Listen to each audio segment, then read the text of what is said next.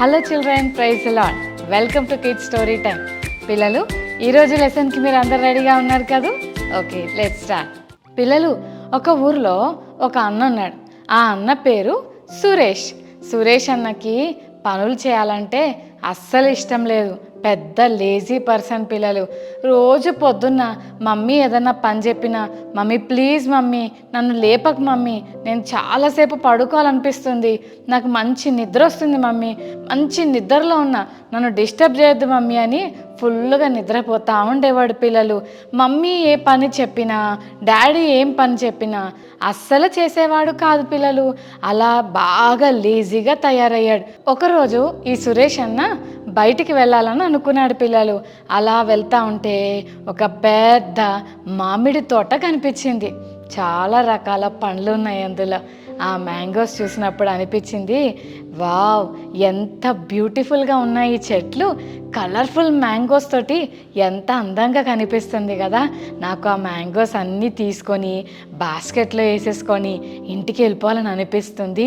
మెల్లగా తీసుకుందామని ఎవ్వరు చూడకుండా అన్న మెల్లగా వెళ్తున్నాడు. పిల్లలు అలా వెళ్తుంటే మామిడి చెట్టు మీద ఒక అందమైన మ్యాంగో ఎంత బ్యూటిఫుల్గా ఉందో, దాన్ని తెంపేద్దామని అనుకుంటే, ఎవడో నువ్వు అని వెంటనే ఒక వ్యక్తి అక్కడున్న తోటమాలి అతన్ని చూసి, ఏంట్రా నా పర్మిషన్ లేకుండా నా తోటలోకి వచ్చి నా మామిడి చెట్టు కాయ నువ్వు తెంపాలని చూస్తున్నావా, నీ సంగతి చెప్తాను పదా అని చెప్పి బెదిరిస్తూ ఉంటే గబగబా ఆ చెట్టు ఎక్కేసాడు. పిల్లలు ఎక్కేసి, అంకుల్ ప్లీజ్ అంకుల్, మీకు దండం పెడతాను అంకుల్, నన్ను ఏమనకండి అంకుల్ అని బతిమలాడుకున్నాడు.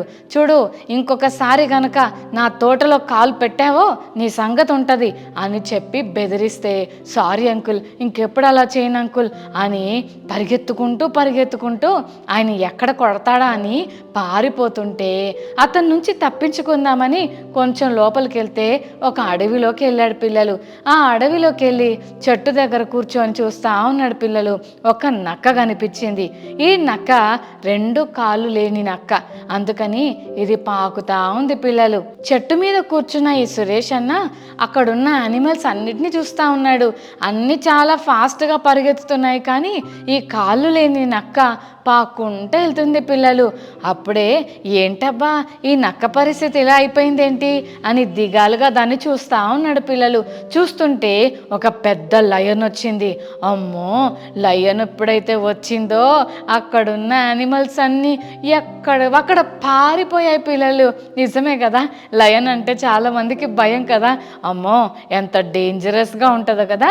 లయన్ ఏం చేస్తుంది పిల్లలు, మనుషుల్ని తినేస్తుంది, యానిమల్స్ని తినేస్తుంది, ఎంత బతిలాడుకున్నా ఏం వదిలిపెట్టదు కదా. అంత భయంకరమైన లయన్ నోట్లో ఇంత పెద్ద మీట్ ముక్క ఉంది. ఎప్పుడైతే లయన్ని చూశాయో అన్ని యానిమల్స్ పారిపోయాయి, కానీ పాపం నడవలేని నక్క అలా పాక్కుంటూ అక్కడే ఉండిపోయింది. పిల్లలు ఎటు కదలేని పరిస్థితిలో ఉన్నప్పుడు వెంటనే ఆ లయన్ తన నోటిలో ఉన్న ఆ మాంసపు మొక్కను తీసుకొచ్చి ఈ కుంటి నక్క దగ్గర వదిలిపెట్టి వెళ్ళిపోయింది. చెట్టు మీద ఉన్న సురేష్ అని అనుకున్నాడు, వావ్ ఎంత గ్రేటో కదా. నిజంగా నక్క కూడా నాలాంటిదే, కదల్లేదు, మెదల్లేదు, పని చేయట్లేదు, వేటాడట్లేదు, అయినా సరే దాని ఉన్న చోటికి మాంసం వచ్చేసింది కదా. దేవుడు ఎంత గొప్పోడో. మనం కష్టపడకపోయినా, మనం హ్యాపీగా అలాగే కూర్చొని ఉంటే, మనం పని చేయకపోయినా దేవుడు తెచ్చి మనకి ఎంత చక్కగా ఇస్తాడు కదా.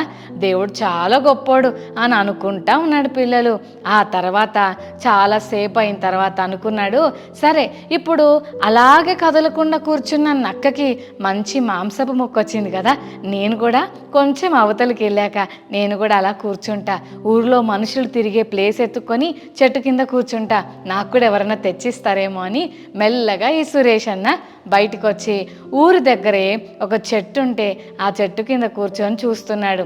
ఫారెస్ట్లో ఉన్న ఆ లయన్ నక్కకి ఎలా ఫుడ్ తెచ్చి పెట్టిందో, ఈ ఊర్లో ఉన్న మనుషులు ఎవరైనా నాకు బిర్యానీ తెస్తారేమో, లేకపోతే ఇడ్లీ తెస్తారా, దోశ తెస్తారా, లేకపోతే మంచి చికెన్ కర్రీ వండుకొని వస్తారా, లేకపోతే మంచి ఫ్రూట్స్ తెస్తారా, స్వీట్స్ తెస్తారా, ఐస్ క్రీమ్లు తెస్తారా, చాక్లెట్లు తెస్తారా అని వెయిట్ చేస్తూ ఉన్నాడు. పిల్లలు ఒక రోజంతా అయిపోయింది, ఎవ్వరూ రాలేదు. అయ్యో ఏంటి నేను ఇంతసేపు వెయిట్ చేసినా ఒక్కళ్ళు కూడా రాలేదు అని బాధపడుతూ సరే రేపైనా చూద్దాం అని చెప్పి చెట్టు కింద కూర్చొని ఎవరన్నా వస్తారా అని అందరు మొక్కలు దిగాలుగా పెట్టి చూస్తూ ఉన్నాడు ఈ సురేష్ అన్న. కానీ ఎవ్వరు హెల్ప్ చేయట్లే. ఎంత కోపం వచ్చిందో తెలుసా? అప్పుడు లేచి దేవుడు అస్సలు హెల్ప్ చేయట్లేదు, ఆ నక్కకైతే హెల్ప్ చేశాడు కానీ నాకెందుకు హెల్ప్ చేయట్లేదు, నాకు అస్సలు నచ్చలేదు అని వెళ్తూ వెళ్తూ అక్కడ ఒక పెద్ద ఆయన ఉంటే అడిగాడు పిల్లలు, అంకుల్ అంకుల్ దేవుడు ఎందుకు అంకుల్ అంత పార్షాలిటీ చూపిస్తాడు? చూడండి, ఇందాక ఫారెస్ట్కి వెళ్ళాను, అప్పుడు ఒక నక్క అలా పడుకోని ఉంటే లయన్ వచ్చి మీట్ తెచ్చి ఇచ్చాడు. కానీ అంకుల్ నేను కూడా నక్కలాగే ఆ చెట్టు కింద 2 days నుంచి ఉన్నాను, కానీ నాకు ఒక్కళ్ళు కూడా నాకు ఫుడ్ పెట్టలేదు అంకుల్. ఎంత పార్షియాలిటీయో కదా, ఆ నక్కకి దేవుడు ఎంత హెల్ప్ చేశాడు, నాకు ఎందుకు చేయడు అంకుల్ అని ఆ అంకుల్ని ఈ సురేష్ అన్న అడిగాడు. అప్పుడు ఆ అంకుల్ సురేష్ అన్నతో ఇలా చెప్పాడు, నానా సురేష్ నువ్వెందుకు ఇలా అనుకుంటున్నావు? దేవునికి ప్రతి వ్యక్తి మీద ఒక మంచి ప్లాన్ అండ్ పర్పసెస్ ఉన్నాయి. అయితే దేవుడు నిన్ను ఎంతగా బ్లెస్ చేశాడో తెలుసా? కుంటి నక్క అది నడవలేదు కాబట్టి దానికి హెల్ప్ అవసరం, కానీ దేవుడు నీకు మంచి చేతులు కాళ్ళు ఇచ్చాడు, నువ్వు చక్కగా పని చేసుకోగలవు. అందుకే దేవుడు నక్కలాగా ఇతరుల దగ్గర నుంచి తీసుకునే పొజిషన్లో నిన్ను పెట్టలేదు నాన్న, లయన్ లాగా ఇతరులకు ఇచ్చే పొజిషన్లో పెట్టాడు. అలాంటప్పుడు నువ్వెందుకు చేతకాని నక్కలాగా ఎవరైనా సహాయం చేస్తానని ఎందుకు చూస్తున్నా?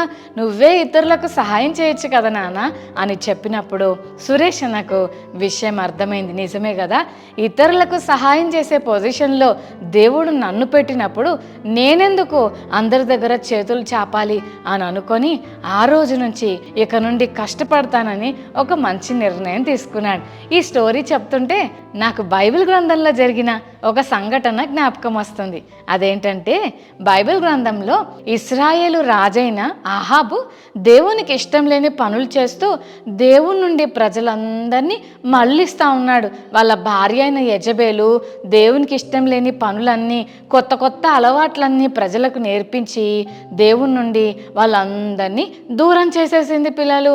అలాంటప్పుడు దేవునికి కోపం వస్తుంది కదా. మరి దేవుణ్ణి ప్రేమించాల్సిన మనం దేవుణ్ణి వదిలేసి వేరే వాటిని ప్రేమిస్తే ఏసైకి కూడా కోపం వస్తుంది కదా. మీ మమ్మీ డాడీ నిన్ను ప్రేమించకుండా వేరే వాళ్ళని దగ్గర తీసుకొని రానా బంగారం అంటే, అమ్మ మా మమ్మీ చూడు నన్ను ప్రేమించట్లేదు వాళ్ళనే ప్రేమిస్తుందని మీరు కూడా బాధపడతారు కదా. మరి దేవుడు కూడా తననే ప్రేమించాలని ఆశపడతాడు. కానీ ఇశ్రాయేలు ప్రజలందరూ దేవునికి దూరమైనప్పుడు దేవునికి చాలా బాధేసి కోపం వచ్చి వాళ్ళను పనిష్ చేస్తాడు. అదేంటంటే ఏలియా అనే ప్రవక్తను పంపించి చెప్పిస్తాడు, నేను చెప్తున్నా దేవుడు నాకు ఈ మాట చెప్పి పంపించాడు, నేను చెప్పేదాకా వర్షం రాదు అని చెప్పాడు పిల్లలు. అప్పుడు ఆహాబుకి చాలా కోపం వచ్చింది. అయితే ఇప్పుడు ఏలియా ఈ మాట చెప్పేసి అక్కడి నుండి వెళ్ళిపోతాడు. దేవుడు అంటాడు, ఏలియా కెరీతు అనే ఒక వాగు ఉంది, ఆ వాగు దగ్గర కొంతకాలం ఉండు, నేను నిన్ను అక్కడ పోషిస్తా అని చెప్పాడు పిల్లలు. అప్పుడు ఏలియా ఆ వాగు దగ్గరికి వెళ్ళి కూర్చొని ఉన్నాడు పిల్లలు. అక్కడ కూర్చొని దేవుడు నన్ను పోషిస్తానన్నాడు. ఎలా పోషిస్తాడు? ఎవరైనా వ్యక్తులు వస్తారా? ఎవరైనా లంచ్ బాక్స్ పట్టుకొని వస్తారా? అసలు దేవుడు నన్ను ఎలా పోషిస్తాడు? దేశమంతా కరువులో ఉంది, వర్షం లేదు, ఫుడ్ లేదు, పంట లేదు, అందరు ఆకలితో అలమటిస్తుంటే దేవుడు నన్ను ఎలా పోషిస్తాడా అని ఆలోచిస్తూ అలా కూర్చుంటే ఆకాశం నుండి ఒక అద్భుతమైన కాకులు వచ్చాయి పిల్లలు. కాకి పిల్లలు, మీ ఊరిలో ఎప్పుడైనా కాకులను చూసారా? ఈ కాకులకున్న లక్షణం ఏంటి? ఏదైనా బయట పెట్టామా ఎత్తుకెళ్ళిపోతాయి. ఫిష్ ముక్కలు కానీ, చికెన్ ముక్కలు కానీ, ఏదైనా స్వీట్ కానీ, ఏదైనా రొట్టె కానీ బయట పెట్టామా కాకులు వాటిని నోటితో తీసుకొని పారిపోతాయి కదా పిల్లలు. కానీ ఈ ఏలియా దగ్గర దేవుడు చేసిన గొప్ప అద్భుతం ఏంటంటే తీసుకొని వెళ్ళిపోయే కాకులు ఉన్నాయే, ఆ కాకుల నోట్లో నుంచి దేవుడు ఏలియాకు ఆహారం పంపించాడు. ఎవరైనా మన దగ్గర నుండి ఏదైనా అడిగితే వెంటనే దాన్ని దాచేసుకునే ప్రయత్నం చేస్తాం. నాన్న చాక్లెట్ ఇచ్చాను కదా నీకు, డైరీ మిల్క్ చాక్లెట్, నాకు కొంచెం ఇస్తావా అంటే ఎంత ఇస్తారు కొంతమంది పిల్లలైతే. లడ్డు ఇచ్చామనుకోండి, నాకు కొంచెం పెడతావా అంటే ఇంత ముక్క పెడతారు కదా. మరి కాకి స్వభావం కూడా అలాంటిదే. ఎక్కడ ఎవ్వరికి పెట్టే బుద్ధి కానే కాదు. ఏదైనా వస్తే తీసుకొని వెళ్ళిపోయే కాకి దేవుని మాటకు లోబడి ఏలియా అంకుల్ అక్కడ ఉన్నాడని తెలిసి దేవుడు అన్నాడు, నా సేవకుడైన ఏలియా కెరీతు వాగు దగ్గర ఉన్నాడు, నువ్వు అతనికి రొట్టె మాంసం తీసుకెళ్ళి ఇవ్వమని చెప్పినప్పుడు కాకి మరి ఎగురుకుంటూ తన నోటిలో రొట్టె మరియు మాంసమును పెట్టుకొని ఏలియా అంకుల్కు ఇచ్చింది. ఎంత గ్రేటో కదా. అందరి దగ్గర ఎత్తుకుపోయే కాకి ఇప్పుడు ఏలియా అంకుల్కు నోటితో ఆహారాన్ని తీసుకొని వస్తుందంటే ఎంత మంచి మనసు కదా. చెల్లి తమ్ముడు, ఈరోజు దేవుడు నీ జీవితంలో కూడా గొప్పగా నిన్ను చేయాలని ఆశపడుతున్నాడు. అందరి దగ్గర తీసుకువెళ్ళే కాకిని ఇప్పుడు పెట్టే కాకిగా ఎలా చేశాడో నీ జీవితంలో కూడా దేవుడు నిన్ను ఇతరులకు ఇచ్చే వ్యక్తిగా చేయాలని ఆశపడుతున్నాడు. ఇందాక మనం చూసాం కదా పిల్లలు, సురేష్ అన్న కుంటినక్కే గ్రేట్ అని అనుకున్నాడు, కానీ అది కాదు గ్రేట్. ఎవరు గ్రేట్? ఇచ్చే లయనే గ్రేట్. అలాగే నీవు నేను కూడా ఇతరులకు ఇచ్చే స్థాయిలో మనం బ్లెస్సింగ్గా ఉండాలని దేవుడు ఆశపడుతున్నాడు. చెల్లి తమ్ముడు, ఇంతవరకు ఎవరైనా నాకేమైనా పెడతారా, ఏమైనా చాక్లెట్ ఇస్తారా, పెన్ ఇస్తావా, పెన్సిల్ ఇస్తావా, నాకు ఏదైనా ఇస్తావా, పెడతావా అని చూస్తున్నావేమో, కానీ దేవుడు ఇతరులకు పెట్టేవారిగా మనల్ని చేయాలని ఆశపడుతున్నాడు. పిల్లలు, అందుకే ఈ రోజు నుంచి ఏదైనా సరే ఇతరులకు ఇచ్చేవారిగా మనం ఉండాలి. నీ దగ్గర 2 పెన్స్ ఉంటే నీ ఫ్రెండ్కి ఒక పెన్ను ఇవ్వు. అప్పుడు నీ ఫ్రెండ్ చాలా హ్యాపీగా ఫీల్ అవుతాడు, నిన్ను కూడా దేవుడు దీవిస్తాడు. ఎందుకంటే నా బిడ్డ తన హృదయంలో నుంచి ఇతరులకు ఇస్తుంది అని. దేవుని ప్రేమను ఇతరులకు మనం పంచాలి. అంతేకాదు, మన దగ్గర ఉన్నది ఎవరైనా మనల్ని అడిగినప్పుడు తప్పకుండా మంచి మనసుతో, పెద్ద మనసుతో షేర్ చేసుకునేవారిగా మనం ఉండాలి. ఇందాక మనం నేర్చుకున్నాం, లేజీ పీపుల్ అంటే దేవునికి ఇష్టం లేదు. మనం కష్టపడాలి, ఇతరులకు బ్లెస్సింగ్గా మనం ఉండాలి. కాకి స్వభావం ఎంత డేంజరస్సో, కానీ దేవుడు ఆ కాకినే ఎంత బ్లెస్సింగ్గా చేశాడో ఈరోజు మనల్ని కూడా అలా చేయాలని ఆశపడుతున్నాడు. పిల్లలు, ఒక విషయం, ఎవరైనా మనల్ని ఏదైనా అడిగినప్పుడు ఓకే మనం ఇస్తున్నాం, కానీ ఎలా ఇస్తున్నాం?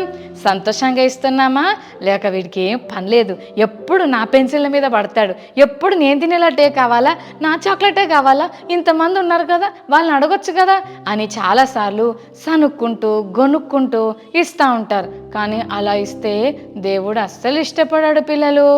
అయితే పిల్లలు, దేవుని వాక్యంలో ఇలా రాయబడి ఉంది, ఉత్సాహముగా ఇచ్చేవానిని దేవుడు దీవిస్తాడట.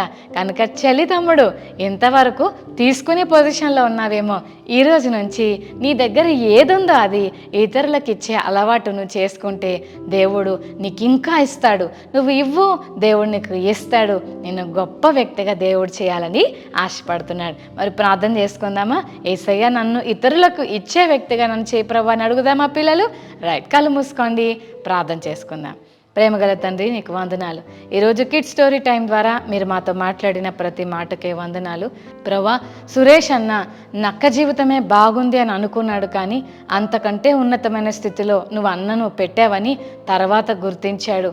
కాకి స్వభావంలో కూడా ఉన్నదంతా తీసుకువెళ్ళే కాకిని మరి ఏలియాకు శ్రేష్టమైన భోజనాన్ని పెట్టే వ్యక్తిగా చేశావు. అలాగే మేము కూడా ఇతరులకు ఇచ్చేవారిగా మేము ఉండటానికి సహాయం చేయండి. ఇతరులకు మమ్మల్ని బ్లెస్సింగ్గా చేయమని వందనాలు చెల్లిస్తూ కిడ్స్ స్టోరీ టైం చూస్తున్న ప్రతి చెల్లి తమ్ముడిని బ్లెస్ చేయమని యేసు నామమున వేడుకొని ప్రార్థిస్తున్నాం తండ్రి. ఆమేన్, ఆమేన్.